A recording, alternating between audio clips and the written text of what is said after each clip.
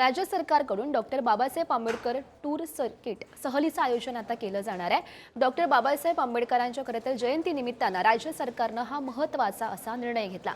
पर्यटक आणि नागरिकांना डॉक्टर बाबासाहेब आंबेडकरांशी संबंधित स्थळांचं आता मोफत दर्शन घडवलं जाईल।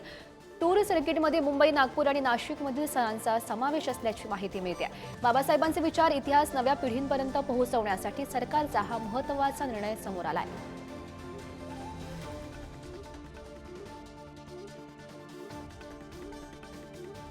मुंबईच्या दादरमधील चैत्यभूमी आणि राजगृह, तर या सहलीमध्ये नेमकी कोणकोणती ठिकाणं असतील ते आपण बघतोय। मुंबईच्या फोर्टमधील सिद्धार्थ कॉलेज, परळीतील PIT चाळ, मुंबईच्या वडाळ्यातील डॉक्टर बाबासाहेब आंबेडकर यांचं महाविद्यालय,